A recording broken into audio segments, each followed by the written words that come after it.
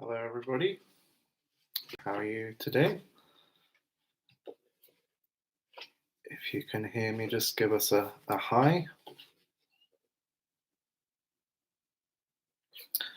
And whilst that's happening, just to say that today's video is going to be about Mozart G Major Flute Concerto the first movement. So if you have music for that, please do dig your copies out. If you don't, we'll have some useful warm-ups nonetheless, even if you don't know this piece. But I'm sure most of you do. It's one of our best pieces, most often asked in auditions, unfortunately, because it has that sort of connotation of being an audition piece. But actually, it's a really good piece of music as well, especially the whole thing. Hello everybody. Good, so we can get started. So the first thing is, with Mozart, I often think it's, especially these concertos, they need a real freshness in the sound and something very lively with the sound, especially this first movement. So I'd just like to wake up the airstream a little bit by doing a simple G major scale, but just without the tongue, and just maybe two, like we were doing yesterday, how we started the notes without a harsh attack, something more vocal. So ha, ha. Let's do two notes on a G, A, B. So it'll be something like.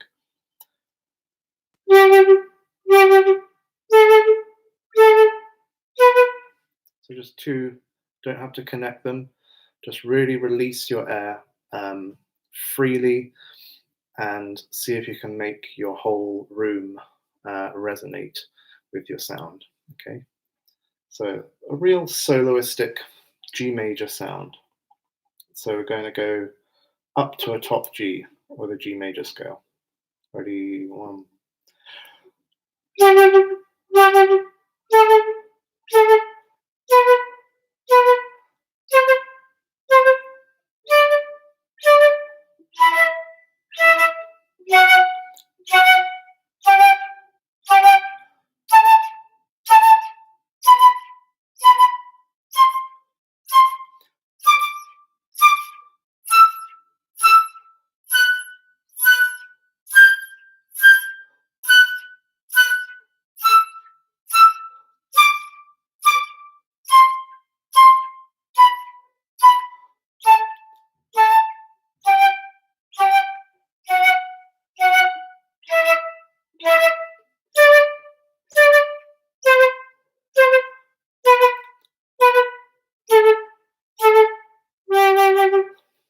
So it just gets everything moving. Don't worry if you split the occasional note.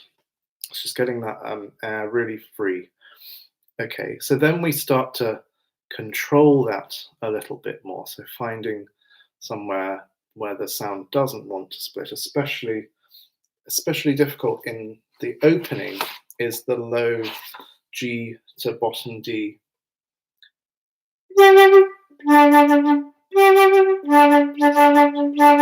If we're tight in the lips or forcing too much air, we get this, especially with the tongue,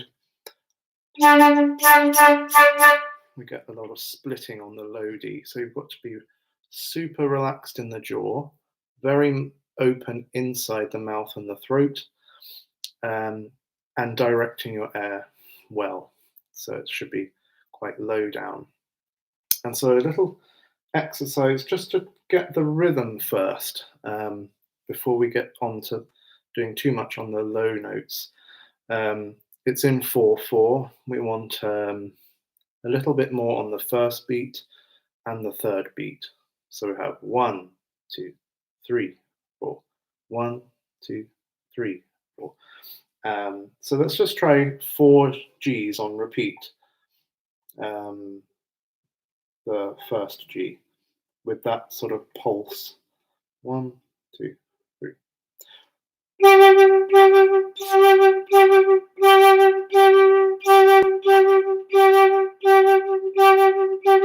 Now go up the octave.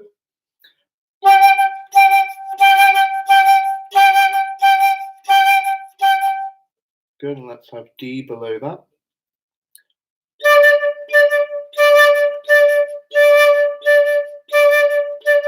And then the low D.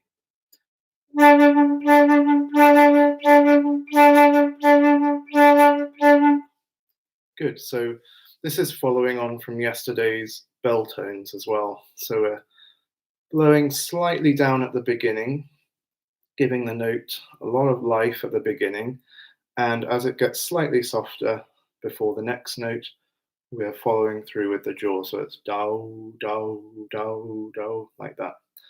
Let's now add the rhythm of the thing. So it's dum, dum, da, dum, dum. So on one note, let's just do that. So G, 1, 2.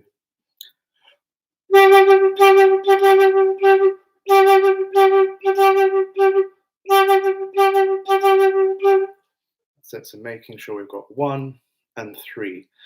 Quite often we hear a little bit too much stress on the fourth beat because of that octave leap. It's tempting to use that, but it makes it heavy and it takes away the meter a little bit. So try not to put too much emphasis on the fourth beat. Let that be lighter. You can think of a violin or cello or something. Down, up, down, up. So we've got 1, 2, 3, 4. So the up bow has that lift quality and it's lighter. That's what we want when we're playing as well. Okay, so let's just try that again on a G a bit higher. So 1, 2, and 3, 4.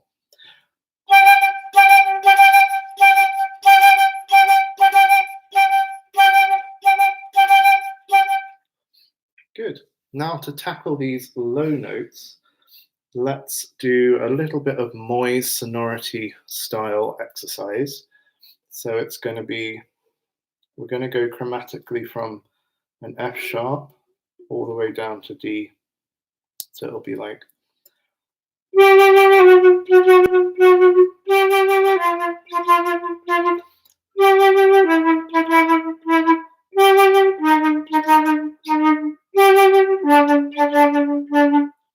Okay, so just gradually getting down to D.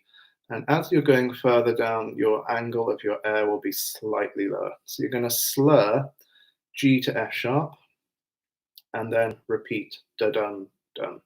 So D da da da. Okay, let's try that. So chromatically down. 1, 2.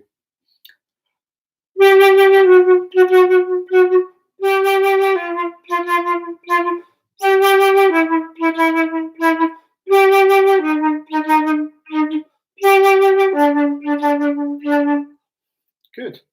So that's one thing that you can try to tackle those low notes, which are often tending to split there. The next point is when it goes into the second bar of the solo.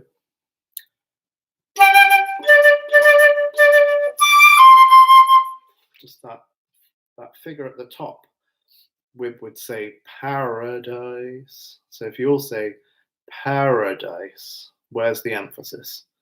It's on the p, paradise. And notice as well that between the r and the dice, there's a connection as well. So it's not paradise, but paradise. So we need, even though it's articulated on the third note, there shouldn't be a cut between it. And we've also said that Mozart died from eating carrot cake. So don't play carrot cake, because that chops up the phrase. So we want something elegant or like paradise. So use some words to help you with the phrasing of these figures. So we're going to practice doing Paradise on D to C sharp. Let's give you the little thing here. So it's going to be dee-dum, dee-dum, dee-dum, going down chromatically again. You've probably noticed by now that I use Moy's sort of style exercises a lot, but that's because they're so good. He wrote such good books, and you can just rework them for all these pieces. So it's variation on a theme of Moy's, really, what I do for warming up. And that's, you can do it with any other type of things as well, like Taffanel method. Whatever method that you tend to use, you can just rework it into your repertoire. Okay, so it's just going to be a little bit like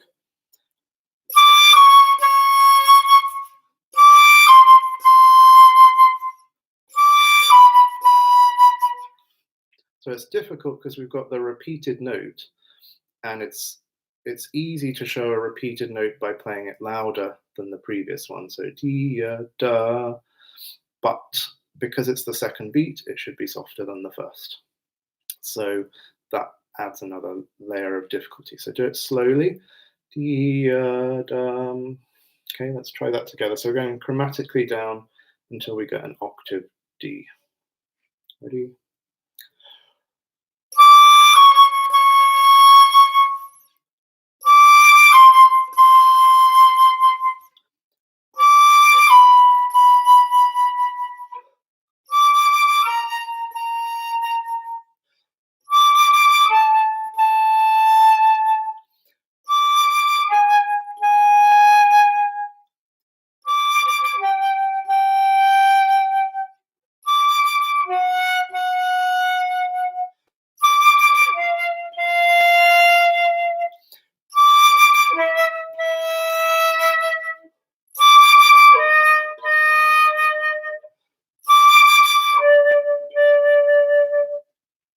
So you can make that quite extreme with the dynamic as a embouchure flexibility exercise as well. So quite loud to very soft, and make sure that that top D has the life and quality that you want when you play the piece.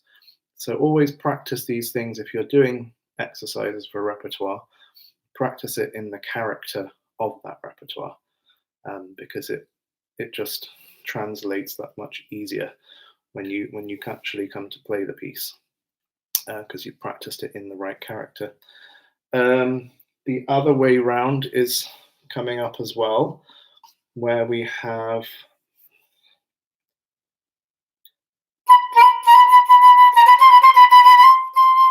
we've got the same figure, the two notes and then the long note, dee-dum, but this time it's coming from below. So we practice that as well. So that's going up to C from a B.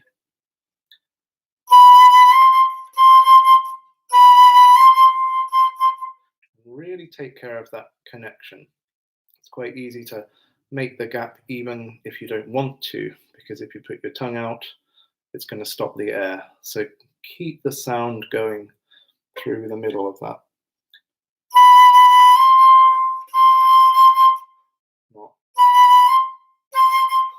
Try not to lift and stop the air, but continue the air through.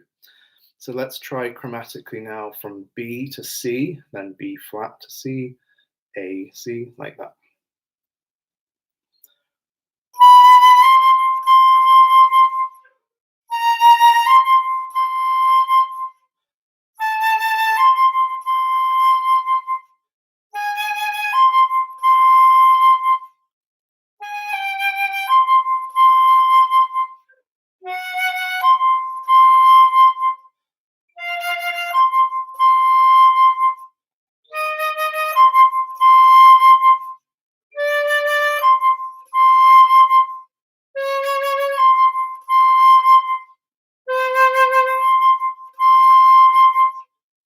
So it's a really good, I think I might have missed one out, sorry. But it's a really good embouchure exercise there as well, especially as you get super low, and then you have to jump up. It's a good interval exercise. Good, so that's that one. So if I just hold that up, and you can take a little screenshot. These are some of the exercises that we're doing. I don't know if that's clear.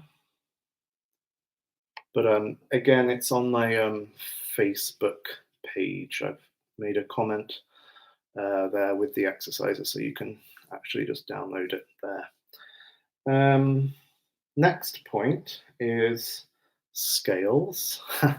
So there's lots of scales in this piece, and we see them in different guises. We have scales in thirds.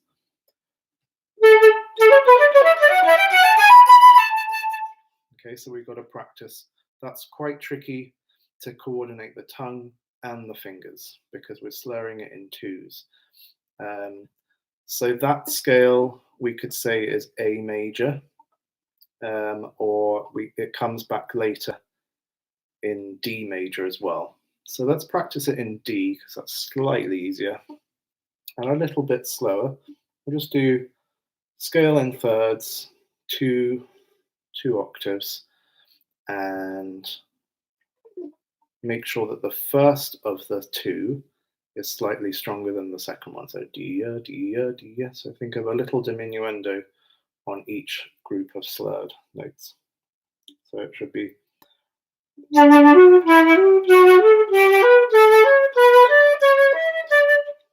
like that. Okay, so let's try that together. 1, 2.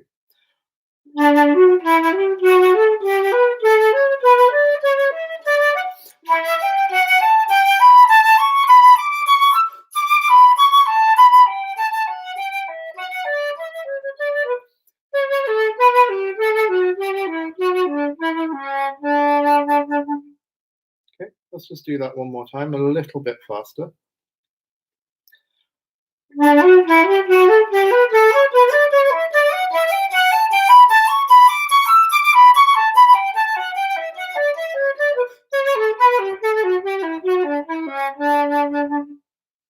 Good. And then we could try A major, couldn't we, just for an octave? 1, 2.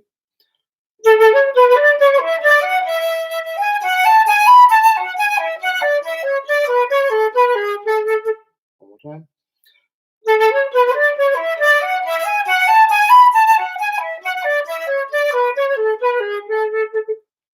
Good. So practice your scales in thirds with that nice lively quality. The other articulation that we have in this piece is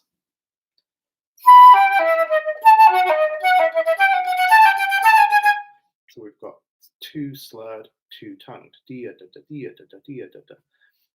So if we say, let's do it in D major again, start on the upper note and then do 3 of the second note. So it's E, D, D, D, F sharp, E, E, E, like that. So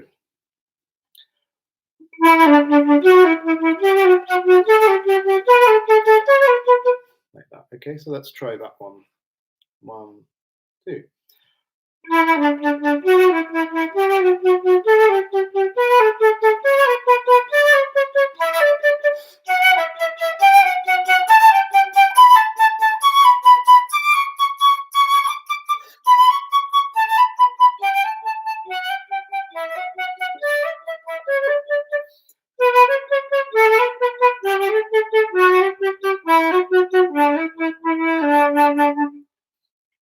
Okay, so you can practice that and then just try it a little faster.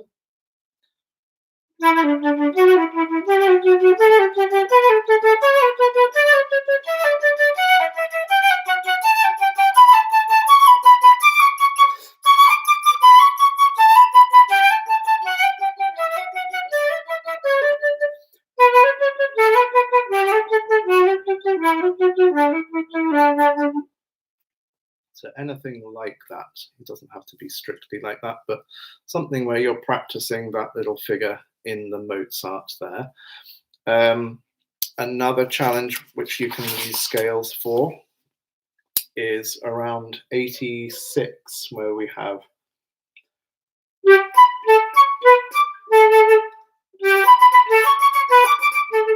those big jumps of a tenth. Practice your scales, but in tenths. So we don't often do that. We do like thirds or maybe fourths, but tenths is quite extreme. So do one octave very slowly, but practice it with that sort of bouncy, almost bassoon-like quality. Yum, bum, bum, bum. And take care of the quality of both notes. So placement of the air, half, down, up, like that. So if we try D major, no, let's do D major.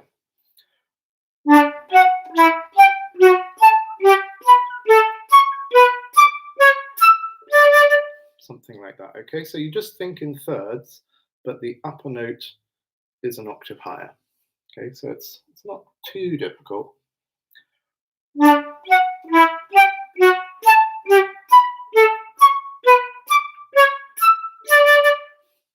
So you can practice those in lots of different keys, and that will help you with the little tricky bit there at about 86. What else is in this piece? Yes, we have quite big intervals. Where does that start? It starts about 107, and it also comes in the 118.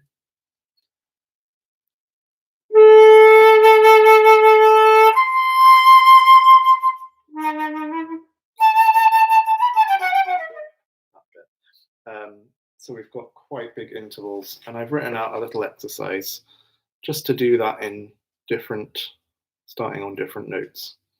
So if I put that there, I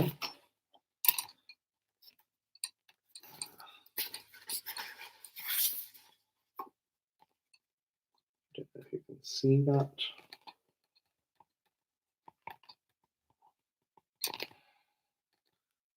Okay, so you just basically play what's in the piece, but then you start going chromatically down from there.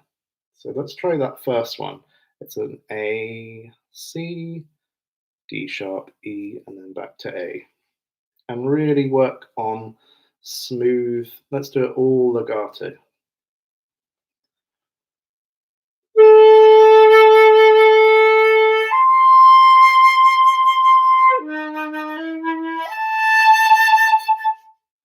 Let's just do that again and really connect between. So as you're playing your A, start to think of the C that's coming. So think of the airspeed increasing. It's like putting down your foot on the gas pedal a little bit. So it's a little bit more gradual with the airspeed rather than just suddenly faster. And then think about how you're going to blow down again for the D sharp at the bottom. Okay, so think about your angles. Ready? Let's try that again.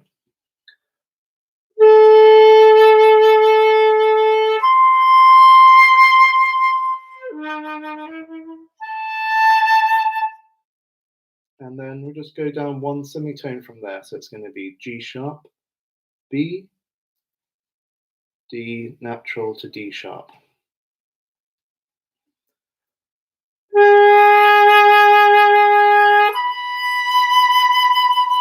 One more time, that one.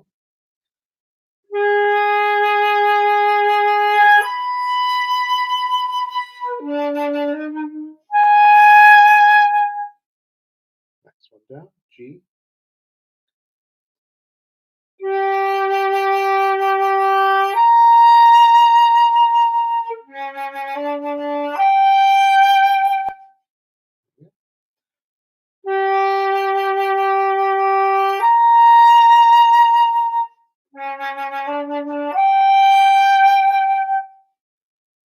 And then last one.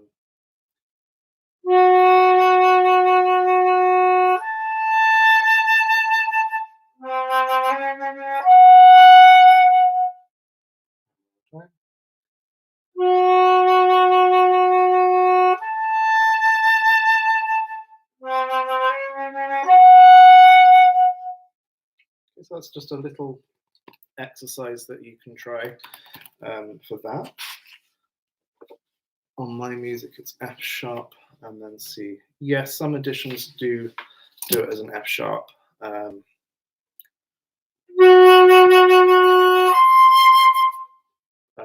For me, I've always done it as an A. And then the one previously is D and F natural.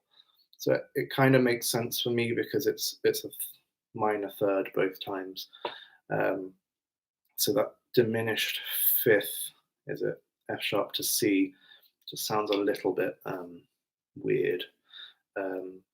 But it's up to you which one you do. You can practice it that way as well. It's a little bit harder to go from an F sharp to the C rather than A. But yeah, it's totally up to you and what edition you play from. So yeah, practice it in lots of different keys, and that will. It's probably over 50 years old. Yeah, I think sometimes these things come in sort of fashion as well. It's very fashionable to play an F sharp there because everybody recorded it that way. But then they find another manuscript, and then it's an A. So try both ways and see which one you prefer. But for me, I like the third. It just makes a bit more sense to me. The other final tricky bit, which I think is probably the hardest bit, comes in around 127, the pickup there, where we've got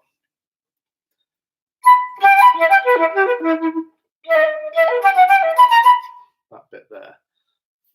So the thing that I recommend for that one is just to break it down into easier parts. So just find the skeleton of that and practice it with the sound that you want, practice it with the phrasing that you want, and then start to add the notes back. So I would, if I just show you how I practice it, and you can maybe try it yourself.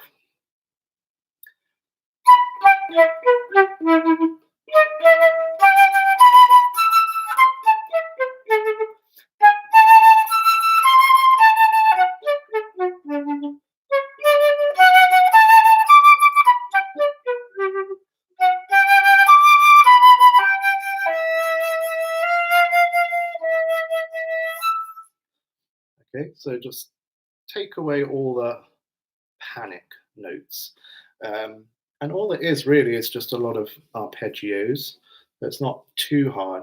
But notice how the harmonic rhythm or the rhythm of that skeleton changes. We have quavers. Da, da, da, da, da, and then it's crotchets.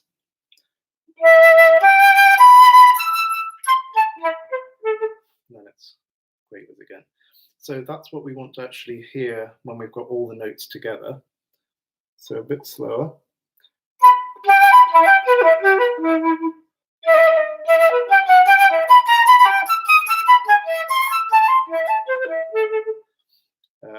And then you just make it faster as well.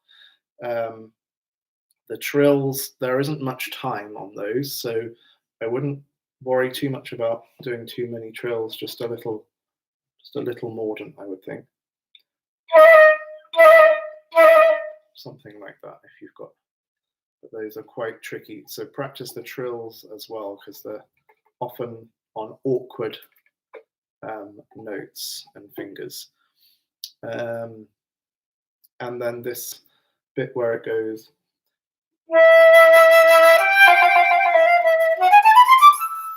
all the way up to there, practice that octave but getting softer.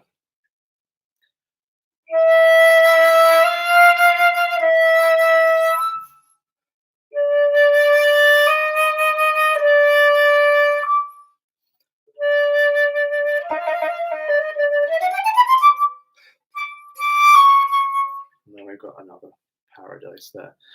Okay, so there's lots of tricky things in that piece which you can practice like that, and hopefully it sets you up to enjoy the piece more, having done all the technical parts, but with character. So never practice technique in an unmusical way, because the two are always connected. Technique and music should just be one thing, like mind and body, that's one thing. So try not to practice your technique in an unmusical way, and take care of your technique when you're practicing the music as well. So there's those two things working together. So I hope that helps, or gives you some ideas for practicing that piece, or just a general warm-up.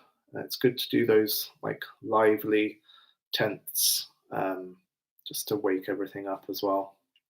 So have a good day, and tomorrow we're doing the Reichert daily exercises. If you don't have those, they are available from Just Flutes, or I'm sure there's some sort of online copy, but I won't recommend you downloading that. But yeah, if you have them, great. If you don't, still come along and we can work on stuff based on those. So yeah, see you tomorrow. Thanks for coming.